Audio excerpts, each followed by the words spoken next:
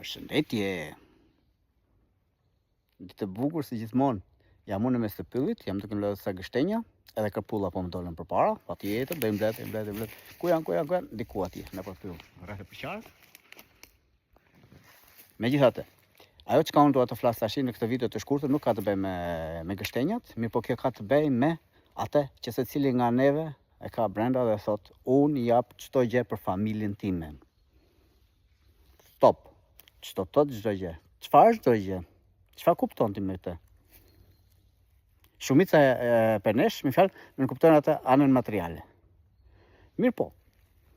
Ajo çka mua tash më fjalë, këtu mundem me pyllit më erdhi, është se në radhën të parë, nëse do të bëj dikush diçka për familjen e vet, duhet kujdeset në radhën e parë për veten e vet, të jetë 100% mirë me shëndetin mendor, mirë me shëndetin trupor, edhe të jetë i lumtur, sa më i lumtur të jetë e mundur. Dhe pasi ti ke arritur këto, atëherë ti je gati të ndihmosh secilin që do të kërkojë ndihmë ty. Sepse nëse ti për vete je i stresuar, je i dërmuar në trup këtë ende, çfarë të japësh? Çfarë gjithçka e mund të japësh dikujt tjetër? Pa mendojeni një herë, dhe shqyrtojeni çik mirë, ndërsa kur ti je në formë si emocionale, të shkëlqyer, në formë të trupit të shkëlqyer, atëherë kur dikush të vjen, edhe nëse ti nuk ke mundësi nga ana materiale të ende, mirë po ti je i hapur edhe gjen edhe këtu me anë të mendjes, ti gjen zgjidhjet.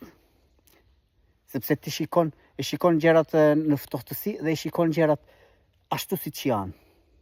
Aty ku ti e shohin probleme, ti shikon vetëm zgjidhje. Dhe kjo është e bukur e çdo gjëje. Prandaj, më e rëndësishme është kujdesu për veten tënde, sepse në këtë mënyrë ti je kujdesur edhe për familjen tënde, edhe për të gjithë të dashurt e tjerë, që nesër pas nesër mbasa mund të kërkojnë ndihmë. Po përveç kësaj, ata kur shohin familje të dashurit, kur të shohin që ti je mirë, që ndihesh i lumtur dhe bën dhe merresh me gjëra që ti japin kënaqësi, atëherë ti u rrezaton direkt te ata në fjalë, kënaqësi, lumturi, edhe energji pozitive, edhe ata ndihen akoma dhe më mirë pastaj, në fjalë, që këtu fillon çdo gjë. Një ditë të mbarë, unë po vazhdoj mos gjë në një kërpull tjetër, sepse gështenja ka plot këtu. Besoj se e kuptuat. Kalofshi mirë. Ditë të mbarë.